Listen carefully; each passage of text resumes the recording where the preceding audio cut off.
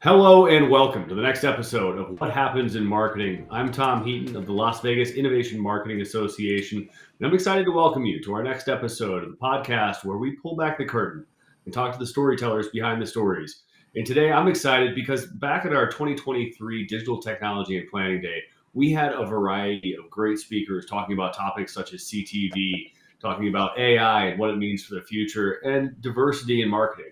And our keynote speaker, Jorge Hernandez, did a fantastic presentation. And I'm lucky enough to have Jorge Hernandez, CMO and co-founder of Majority, back on the podcast today to give us a little update about things in the world, how we can start to think as we go into the future, 2024 and beyond. And so I'll kick it off with Jorge. Hello, welcome. It's awesome to have you back. Give us an update. You've been out there, you've been talking to different markets, you've been talking to different brands and companies for the last 6 months here. What's new? Hey, Tom. Well, first of all, thanks very much for having me.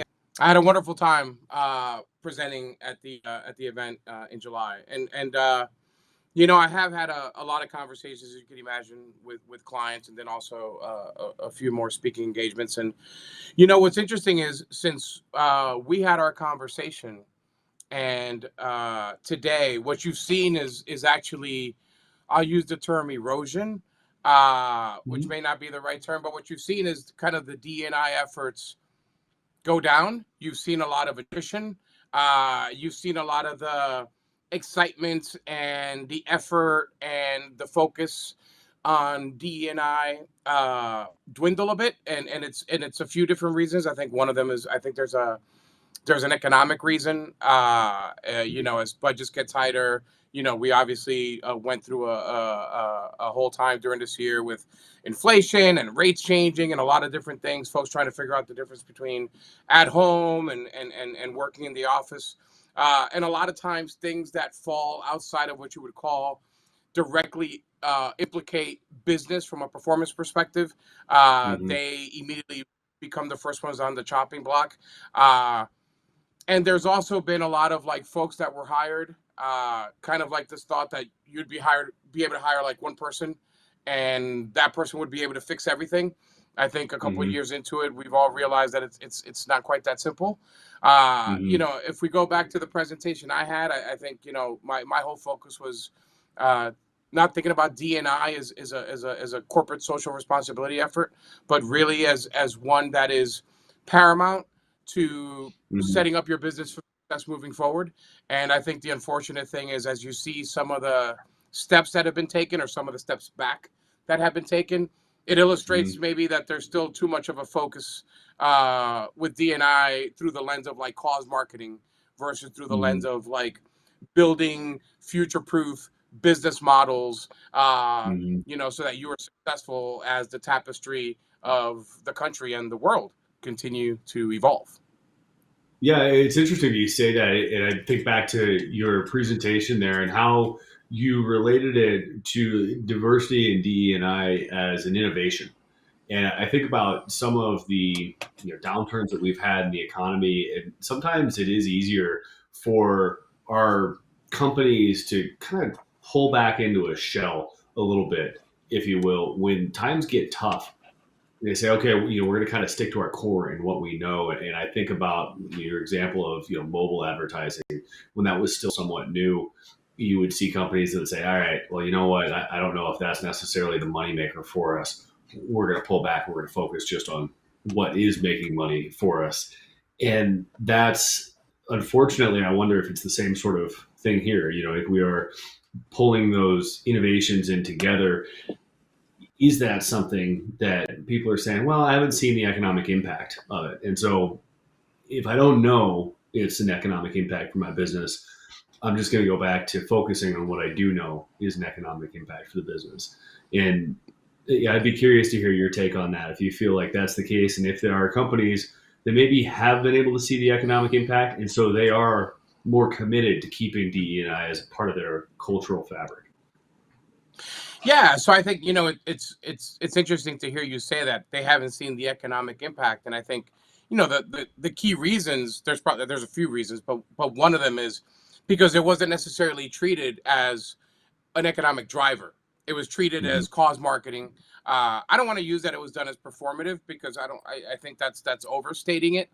But it Mhm. wasn't necessarily done through the lens of like, this is a critical component. This is a disruptive innovation in the way that we need to think about staffing and the people that lead our businesses and the variety of lived experiences that we need to have Mhm. in order to drive our business, to connect our products and services to an audience that is continuing to become much, much more diversified. And I don't mean just Mhm. from a like demographic, yes, from a demographic, yes, from a gender,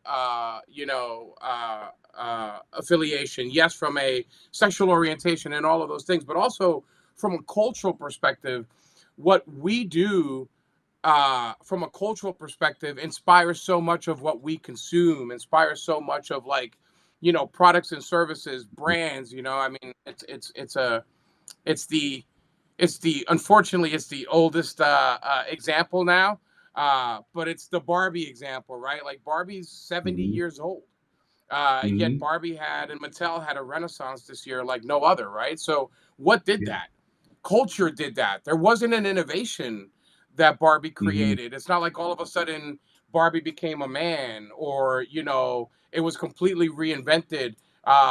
What it did is it impacted and permeated culture in a way that it moved Mhm. people to behave and to purchase and to consume and to connect in a different sort of way. So I think sometimes we forget about that, the impact of culture, and the truth is culture is driven uh, by diversity, by diverse Mhm. genres and ethnicities and cultural backgrounds. So if you're not considering that as part of your model and forward-looking strategies on how to make sure your product is connecting in the most effective way with the new consumer and the new reality, then you're going to be antiquated, and you're going to be antiquated not because your product didn't innovate, but because the people that market your product are not aligned with the audience that you are connecting with, because they don't have that cultural resonance, or they don't have that like different lived experiences and the tensions that create. So I Mhm. think as long as D&I kind of becomes a like whenever D&I is connected mostly to like, well, it's a philanthropic effort, it loses the plot. Like, that's not the Yeah. value proposition that provides your company. So of course Mhm. it's not going to have an economic impact that you want it to have, because you're not looking at it that way. You're not treating it that way. You're treating it as a department. You're treating it as something that makes sure that gives you the headlines, that shows that we're putting money against that. But you're not Mhm. treating it as like an imperative. It's not a big, hairy, audacious goal, to use that Right. term for your planning. It's something that you're saying you have to do, but you're not treating it the way you did, to use the example of when like mobile became the center of everything. Organizations Mhm. fundamentally changed the people that were running businesses, the way they allocated budgets, the way they made decisions. If this didn't work on your mobile device, then it did not work as a go-to-market Mhm. solution, period. Right. And that's where we need to get from a D&I perspective. And I think the more companies embrace that, the more you'll see those companies succeed in the future. Yeah. To borrow the Malcolm Gladwell, tipping point concept here, is there a tipping point that you've seen that certain companies are able to get to that really helps them shift mindset where DEI can become more of a central part of their cultural fabric? You know, I I don't know. Well, I think there's a few. I think to be fair, if you Hmm. are a publicly traded company, Hmm. where you're on the hook to show continued performance over 3 months, it's really Hmm. difficult to expect Hmm. leadership to be like, we're going to fundamentally change everything that we do. Hmm. In order to make sure that we future proof ourselves. It's it's just not the way things happen, and that definitely doesn't happen over 3 months. I use the comparison of, if you're going to completely redo your home, there's no scenario where you redo your home and it doesn't create pain for you. Like, you're either going to Right. be living in a home where now the kitchen is completely useless and you're using a hot plate, or half the house is Hmm. not at your disposal, or you've had to leave your house Like you literally had to Hmm. move somewhere else for 18 months because during that time your house was getting gutted and redone. And that's pain. Yep. You know what I mean? Yeah. That's sacrifice. And that's going backwards before you take 3 or 4 steps forward. You know, athletes do it all the time where, they have to reinvent their jump shot, or they have to Yeah. for golfers, they reinvent their swing. And in the Yep. beginning, it goes backwards. They're not hitting it as well. They're not shooting it as Hmm. well. Their performance goes back. Very rarely do you change something that's been working for you and not have a setback. But the point is, over time, the exponential result of that is greater. The thing is, that Yep. first part of it is pain, and it's Yeah. down. It's downward. Yep. I mean, there's not an economics book. There's not a, Yep. HBR article that you read Hmm. that doesn't have that curve, right? The curve goes down first. Yep. So you have to accept and Yep. embrace that. And that's a difficult thing to sell to people that don't Yeah. aren't looking at it through the lens of like 12 months, 24 months, 36 months. I mean, we're Yeah. humans. We're not very good at that. If we were very good at that, we wouldn't have, the debts that we have and stuff like that. Not to get to a different subject, but you were always thinking that we're going to be able to figure those things out later. You know what I mean? Right. The Hmm. companies that are doing it now, I think part of it comes from maybe they're privately held companies. Maybe they've been picked up by private equity firms that aren't looking through the lens of 3 or 6 months. They're looking at through the lens of 12 and 24. Maybe it's because they're starting from scratch, so they could start with a disruptive Hmm. model. That's one of the things that benefited us. It's not like we were a 1,000 person agency where we had to fundamentally change our personnel and the way that we worked and the way that we hired and attracted people. We started from scratch. So I use the Yeah. example of Marriott couldn't become Airbnb, but Airbnb pushed Marriott to kind of rethink some of their models and rethink some of their offerings to align and to Hmm. deliver some of the value that an Airbnb delivered. So I think Hmm. competition is the ultimate like motivator. And I think Yeah. because a lot of companies go after Gen Z, and Gen Z already reflects this new majority. If you look at all the data, Right. basically, if you're born, kids born from 2000 and on, over 50% of them come from multicultural backgrounds. Like they literally have parents that are from two different ethnicities. So products and services that are really targeting them, if you notice, they kind of have to be Hmm. ahead of it, because if they're not, they're actually not aligning with their target audience. Like their target audience Right. does not make sense with the way that they're going to market. Yeah. Well, it's interesting that you talk about like comparing this to sports and athletes. So we talk about with young athletes out here, but you can basically live with the pain of discipline or the pain of regret.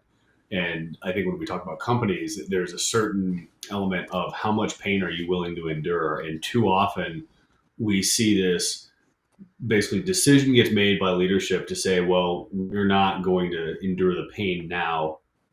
We'll risk it on whether or not we actually endure the pain of regret later.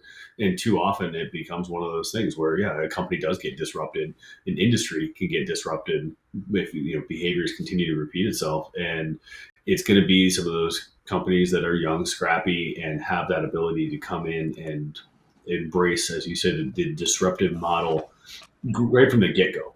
And it's interesting to see how some of those might continue to come out. I'd ask you, are there companies out there that you'd say, they, I've seen this in the last 6 months. These folks are really doing it right.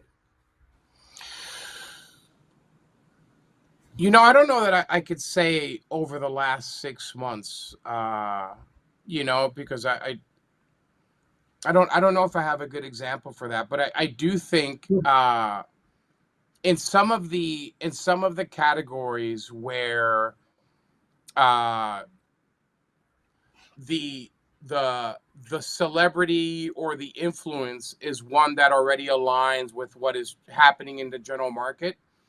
You see some of those companies already have this embedded in their in Mm-hmm. I'll say the words DNA, because they did it like Yeah. 10, 20 years ago. Like Nike wouldn't be Mm-hmm. Nike if Nike didn't do this, because all their like 3/4 of their athletes that they sponsor and they sign are African American, women, Mm-hmm. Hispanic, across Yep. different sports. You think about that. You think about the growth of sports like soccer, which just they just create a level of like, you can't ignore the multicultural aspect of soccer in this country. Like you can't Mm-hmm. distinguish those two things. So like if you're starting like a soccer department or a soccer division, it's impossible for you to hire personnel to staff to lead that, to be the feet on the Mm-hmm. street, to be your merchandisers, to be your sales force, without it being diverse. Like you would Right. actually not find enough non-diverse people that know and understand the sport to literally hire Uh-huh. them to your company. You know what I mean? So I think I think sports, because of the nature of who plays and who's active in sports and the kind of sport it is, Mm-hmm. naturally self to having a little bit of a different look at it. What's funny is because it's embedded in the product or it's embedded in the way that they go about their business, it's not called DE&I. Right. Like, does Exactly. It doesn't anybody? need to have a name. It doesn't. It's not called DE&I. Now, to be fair, I Mm-hmm. think part of DE&I is also like, you know, it's not just black and brown. It's inclusion across, differently abled, and it's Mm-hmm. women and women leadership. Actually, I will tell you one brand that I heard of recently that I thought was so insightful, and it's basically so many products. It's just a little bit of a digression, but I think the products that have been the product leaders, if Mm-hmm. they don't do enough to embrace the diversity and inclusion across all the different folks that are out there, which have reached critical masses in so many Mm-hmm. different places, whether it's sport, whether it's art, whether it's music. If they don't do it, then somebody's going to come in and do it better, and then eventually become a Yep. proposition for purchase. And one of those is called Mula. I don't know if you've Okay. heard of Mula. So Mula is I'm not. footwear. Go see. It is their performance, their sneakers, and it is very much focused on basketball. But the sneakers are designed with a woman's foot, with a woman's center of gravity, with a woman's body shape, and like where like men might have more pressure on their knees, women might have more pressure on their hips. I don't know that to be the case, but like all of those different things uh, are true. Women forever have been basically wearing smaller size men's shoes that don't take into Yep. account all these other things. Mula's coming and they're changing that game. Like they're saying, you know what? You think about what uh chapter 19, no, chapter 9 did 50 years ago, and you Oh think yeah. about Yep. things like, like The title March night, Madness right? over the last 10 years. Like Yeah. it's amazing. It used to be UConn and Tennessee, and now, Right. I mean, you watch a women's college basketball game, it is phenomenal. And that tournament last year was incredible. So Mm-hmm. you're talking about Yeah. hundreds of thousands actually getting to millions. And they think about globally the sport. Yep. And they saw that and they were like, you know what? If one of the big companies are going to take advantage of this, I'm going to jump in there. And that's where the innovation comes into play, because the innovation then leads to the bigger companies, the established companies, actually being like, wait, we got to do more of this. We got to be more intentional in the way that we are including others. And the bigger Right. organizations, whether they like it or not, they're the ones who provide the scale and the critical mass to make like massive, like transcending type of change. Yeah. But they're inspired, or maybe not the word pressured, but they are inspired and they are motivated by these smaller, innovative companies that disrupt the status quo. Because in the absence of disruption, like if we're just being kind of I would say honest, but just like let's just be objective for a second. It's not like women are going to stop playing basketball. Right. They will just deal with the fact that there are these sneaker options for them, which are plentiful from like a style and perspective, Mhm. and they'll wear their smaller sizes and they'll do the best that they can with those. But the second somebody Right. says it's like, no, no, no, you don't got to do the best with what they're offering you. We're going to offer you the best for you. Game changer. Yeah.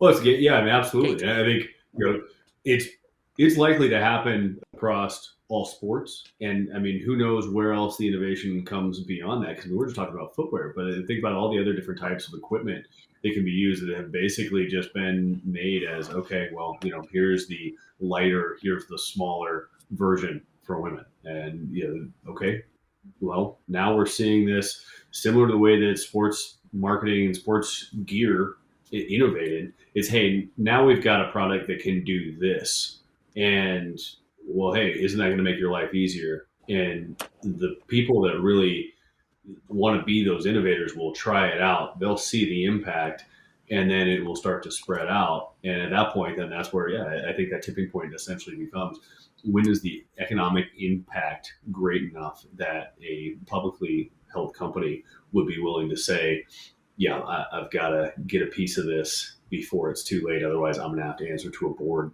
as to why we aren't making an economic impact with Right. this.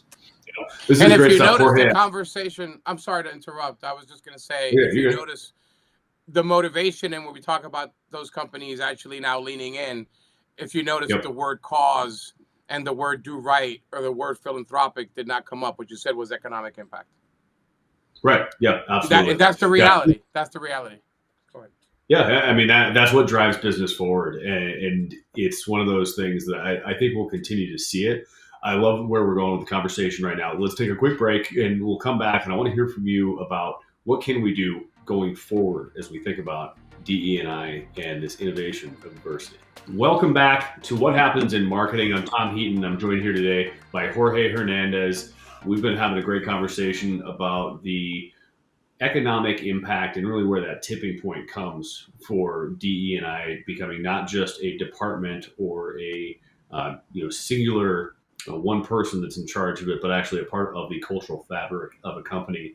And I want to look forward and talk about where companies need to be looking, acting, and starting to think about where they should be going in 2024 and beyond. So let's dig into that a little bit more. As you see the next year, it's going to be an interesting year. There's going to be a big election. There's bound to be many topics that can sometimes get a little bit dicey for companies to be around. And there's going to be a lot of content out there that can be maybe a little bit iffy for brands to be around. What are some of the main things that you talk to clients, brands, agencies about in terms of advice for how to handle an election year with a lot of politically charged conversation in the market?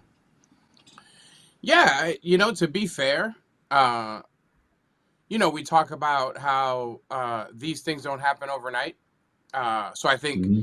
being on the side where you're obviously representing one of those groups that fall under the underrepresented, expecting change to happen overnight is also not fair. Even though Mm-hmm. we could argue that we've been talking about change for a long time, and I think that's a fair argument as well. I honestly believe that next year, I think companies are going to be they're going to be super. The companies that have very mass products and services, where you're talking about in the billions, that they don't have a very niche, or they can be very polarizing because they're so defined as far as who their target is.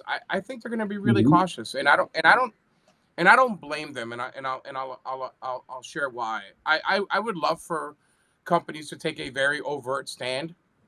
I think the issue Mm-hmm. is because of the way the climate has been from a political perspective for a while now. This isn't like Mm-hmm. some new phenomenon. This is going back to like, I mean, we're like in a dozen years of this now.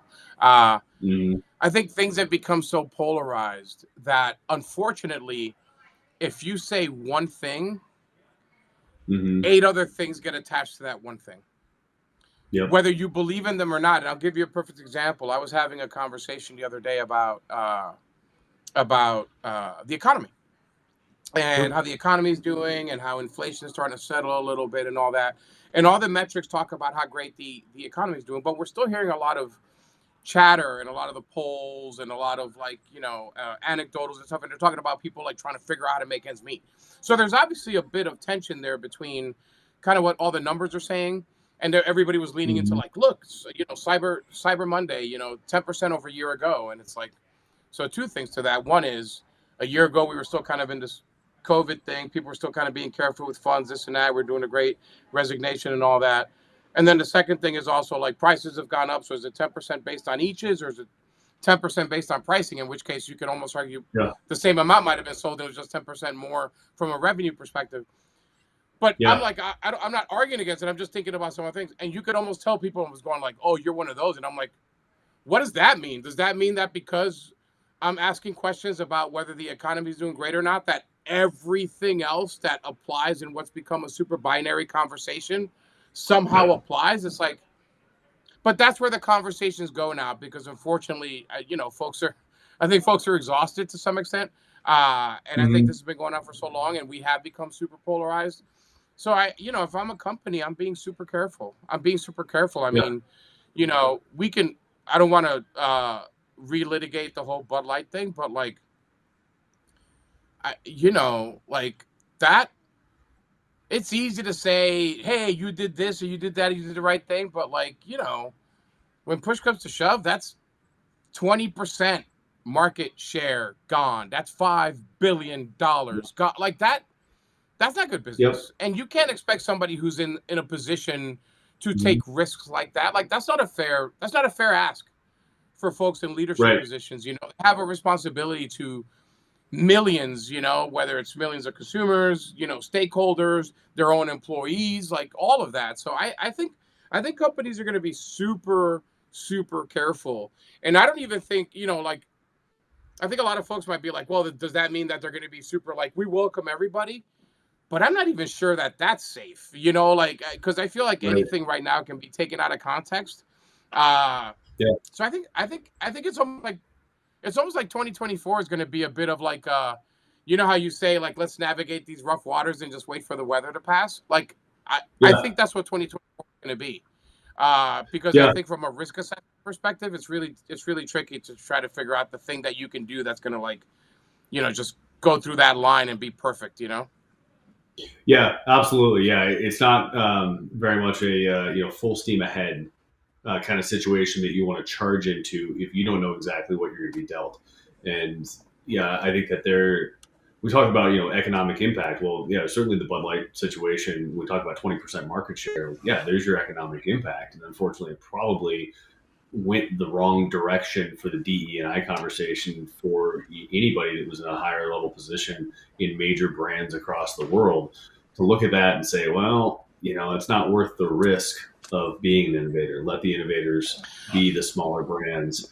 And yeah, I don't know. Do you see that being the case? Do you see that kind of setting things back for the DE&I conversation, those big brands? I do, because I feel like, I it's not even do I think. I mean, I've experienced it, and I'm not going to speak to the brands or to the conversations, because Mm-hmm. obviously I'm not at liberty to do that. But like, there's just a level of like, we're going to be more like, if I had to use the real crude analogy of like, I'm taking all my money out of the stock market, and I'm putting it on a bond for 12 months, and I'm just letting it sit there because I know it's going to earn Yep. me 5%. And I realize this could earn me 20, but could also lose me 20. And Right. I'm not in a position to play that game. So that means that, folks are not going to go out there. And then the thing is, it's not just about, if you're being more cautious about your D&I messaging or your D&I efforts, however they may manifest themselves, then it's not like you're going to put out more vanilla D&I stuff. What you're going to do Right. is actually put out less stuff and then take those Mm. funds and put them somewhere else. So those funds going away means that you're doing less in the marketplace. Doing less in the marketplace means that you're impacting less the bottom line. Impacting less the bottom line means that, well, Hmm. I don't want to put as much money towards it, and it becomes this downward spiral, which we've seen Right. before. So I think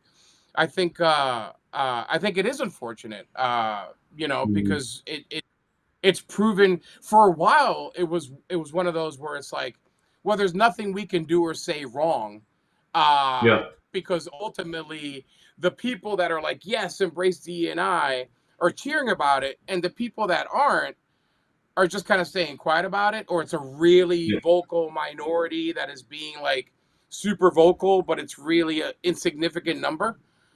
But the Bud Light thing Yeah. said, oh, no, no, no, it could be an unbelievably significant number, and that changed the game. That changed Yeah. the game. Yeah, well, now the people that are looking at risk and opportunity charts are saying, well, the risk is much greater than we anticipated. So we really need to assess whether or not this opportunity is correct for us to go after. And I think it's a shame that that's the case, but I want to go back to one of the things that you mentioned there of the companies that really have their audience dialed in and they know exactly who they're talking to. Those are the companies that can be a little bit more, call it, proactive with their messaging. Is that the case? And do you have, call it again, kind of a tipping point of, what kind of companies, or what does it take to be able to say, yeah, we've got this dialed in enough for us to really go after this hard? Well, I mean, the younger companies for sure, because if you think about it, regardless of whether you're private or public, private, you can, you don't necessarily have to show continued growth and, growth and Mhm. earnings per share and things like that. But you do obviously still want to grow. That's why you're in it. So if there's still growth in your audience, then you can continue to be very, whether it's polarizing or poignant or have a Mhm. really strong point of view. Because let's say your audience is, males aged 18 to 34, of XYZ, other demographic and psychographic elements. And it's like, Mhm. all right, we've captured 5 million of them, but the size of the pie is 30 million. Then you can Right. stay with that message and keep growing your base, right? But once Yeah. you've reached a certain critical mass and then growth becomes kind of like horizontal where you need to bring new folks into it, then the brief Yep. becomes I need you to recruit new people but not Hmm. alienate these people. So now what you're doing is actually now it's like, well, now I got to bring two messages, which means I can't be quite as polarizing because I'm trying to increase my circle and so forth and so on. So, Yeah. I think new products have an opportunity uh, to continue to drive that message and I think that means that it'll be in the marketplace. I just read an article about it was a great example because I read it and I was like, wow, this is actually an example of this. When Under Armour was first launched, if you can Hmm. remember, Under Armour was all about like we must protect this house, and it was Yep. unbelievably masculine, and it was crazy bravado. Like it was just like it Yep. was like how much testosterone can I infuse into like sportswear? Spandex. You know, Yeah. like if I could have it dripping off the shirts, I would have testosterone dripping off the shirts. Recently, Yep. what happened? They hired somebody new to do what? To expand the like appeal of a brand that has become way too masculine, and the Hmm. combination of kind of this very, I'll use the term archaic, uh, masculinity definition, coupled with the fact that now you're kind of, you've reached a critical mass of that. What masculinity means has changed, and then oh by the way, as companies continue to grow and as the appeal of sports products have grown, you're not appealing to them, which is why they've lost. I think the number was 80% of what their value was, their stock value was in the last, I Wow. want to say 5 years. I don't remember the exact time, so don't quote me, Yeah. but it's because of that. So when they first came in, if you remember, they could be way more like rah rah than Nike could. They Yeah. could, kind of Yeah. look at the eyes and this and that. Now it's working against them, and now they're having Right. to figure out how to reinvent themselves. So, so that's an Yeah. example of, a company gets too big and then you start to hit that other part of the curve. Yeah, I think you hit it on the head. If you're talking to one audience and you own that audience, it's kind of it's counterintuitive of the smallest viable audience theory, where if you own that small viable audience, great, you can say whatever you want to them. But if you start to expand out, well, then all of a sudden, now you need to be a little bit more vanilla with your messaging because you've got to fit all of those common denominators in total. And yeah, it's interesting to think about how that could potentially come. I guess what I would ask you is, do you see an opportunity in the market then for some of these smaller companies that do own their niche to take market share away from some of those companies that have to be a little bit more vanilla with their marketing?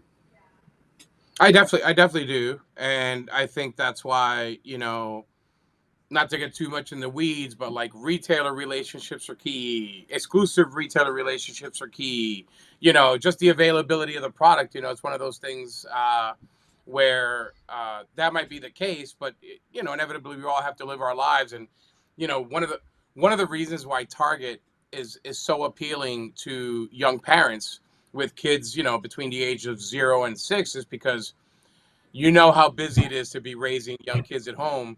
And the idea of Yep. me going to a super Target and getting my groceries and my kids' clothes and this and that and make it a singular retail stop is fantastic. Yep. But then what happens once you kind of jump from that is all of a sudden you have more time, and now I can go to separate retailers. The kid is asking for things, so like I can't just give the kid whatever to wear and they just put it on because it's the right Yep. color or it's got the right flowers or superhero on it. Now I got brand recognition, so now all of a sudden my shopping behavior changes. So I think it's a constant struggle. The other thing that I think is a big struggle for what I'll call mature brands and I'll call it macro brands is there used to be there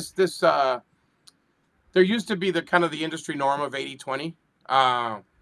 which is the whole like 20% of your, I think it was 20% of your target consumes 80% of your product. So you can kind of Yep. stay really polarized because as long as you know how strong those 20% are, that's your core. Yeah. And now I think the number is 40/60. So Oh now wow. 40% is 60%. So now a bigger percentage, which is probably has a greater variability of demographic and psychographic, actually impact less a percent. So there's more in Yeah. play. Uh, and I think that's because there's more brands. There's more what I call brand promiscuity or lack of brand Mhm. loyalty because there's just so many of them and there's a lot of different ways to get your hands on them. E-com has changed the game as far as like smaller brands being easier to access. I don't have to go to the Mhm. retailer and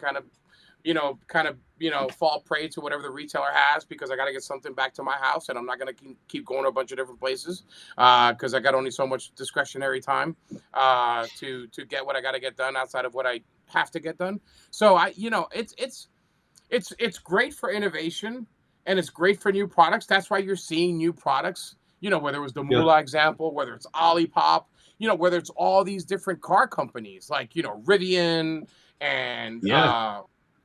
obviously Tesla. But Mhm. it's amazing how Elon Musk has taken something that was essentially like rolling gold and messed that up. But that's like a different podcast. Yeah. But you're seeing Yep. innovation in all these different. You're like, I'm not gonna touch that. But Yeah. Well, you're yeah. I mean, seeing more and we more want across to. That will categories. be the next one. Yeah. Well, I Yeah, like that. I mean, I think that is definitely a good opportunity for brands to consider. Is basically where does that innovation potentially come? Go back to like the Moolah example. They're disrupting a market that it maybe got a little bit more complacent, but it really reflects specifically on they know their audience and they know what their audience wants to spend their money on and what they want to spend their time on. And I think that's a good lesson for us to really talk about with our audience here is who is your in target? What do they want to spend their money on? What do they want to spend their time on? And if you get a good understanding of that, then you can really start to tailor that message. And there are things that you can align with. And if you have that ability to really find that commonplace, you can really target in a hard message there that would allow you to take from a competitor that maybe is trying to talk to multiple groups that their common points aren't necessarily as specific. They have to be a little bit more plain with their messaging, and you can cut in there and take a little piece of their pie. yeah. Yeah, And just to add, first of all, that this is no shade to Nike. Nike's huge, but everybody has a limit to their budget, and you have to pick battles. Nobody has the bottomless pockets, no matter how big the organization is, and yeah. it's tough out there. You got to make tough calls. So This is a good place for us to wrap things up. Jorge, you've had some great insights for us. To think back to the beginning of the conversation, thinking about what is that tipping point for your company, and what does that look like for your basically how do you make diversity, equity, and inclusion a part of your fabric and not just a department or one person. And then what we just recently talked about, recognizing in the marketplace of where your opportunities are. And that all comes from really the key point of you got to know your audience. You got to understand where your audience wants to spend their time and their money. And, I guess I would just ask you, beyond those bullet points, is there any other tidbit that you want to make sure that our audience hears from you on this topic? Yep. It was, Yep. yes, thank Go you. for it. I actually remembered what I wanted to say, and what you said there is perfect. I would say, I think, I think, I think the political landscape skews how divisive we are, because Mm-hmm. if you look at the numbers, uh, we actually get along on a lot more things than we think. Mm-hmm. And it could be stuff like, you think about how divisive, abortion is right now. But if you look at the numbers, like, Mm-hmm. the political divisiveness does not represent the alignment that exists from a population perspective. And the reason I say that is Yeah. because I do think, like, if you've had a product or a service that has been very targeted to, I'll call it, a very defined and singular demographic and psychographic geography, whatever it may Mm-hmm. be, don't assume that target is not willing or ready or already embracing a wider tapestry that they define as part of kind of their crew. You know what I mean? Mm-hmm. To go back to the Bud Light thing, Mm-hmm. I think a lot of people talk about the transgender, the Dylan Mulvaney part of it, but I actually think the Mm-hmm. part that really did damage was the whole, like, we don't want to be a frat beer anymore, uh, Mm-hmm. because it kind of insinuated that guys, like frat guys, are not, like, accepting or inclusive. You know what I mean? It was actually, it was kind of a very big ding to the core audience. Yeah, it was Uh, like a so I backhanded slap in the face. Yeah. Yeah, right. it's It's like, interesting. so what? If About I'm a that way. frat guy that goes to a primarily white school, does that mean that I'm not inclusive? Does that mean that I'm not culturally, Yeah. like connected, and recognize that the future is got a lot more, like, influences from different genders and ethnicities and stuff? It's like, it's almost like, hey, I'm growing too. Can you give me some credit? I'm growing. I know that we have growth, but give me some credit. So there's a level of, like, don't just assume because you've had a really targeted audience that if you expand that audience, somehow it's going to work against you. It would be like Saturday Night Live assuming that if they had Bad Bunny and Pablo Pascal do the show, that all of a sudden they're going to lose some of their, like, middle America folks, and it's going to be more Hispanics that are watching the show because they decided to make those two their leads for one of the episodes. It's like, that's an Yeah. overcorrection. Right. Culture is much more unifying than we give it credit for. So if you lean into the Mhm. culture, then you're going to Yeah. be able to expand your appeal without it being like you're losing authenticity in who you are. And I would say that's my last comment and my last Yeah. piece of advice to folks out there that are listening to this. I love it. Yeah. It's fantastic. So, yeah, Jorge, thank you very much for the awesome conversation. Fantastic. Looking forward to continuing this conversation down the line, and looking forward to having many more of these conversations on what happens in marketing. So thank you very much for joining us. We'll catch you here next time with Las Vegas Innovation Marketing Association. Thank you again, Jorge Hernandez, Thank you, CMO and Tom. co-founder of Majority.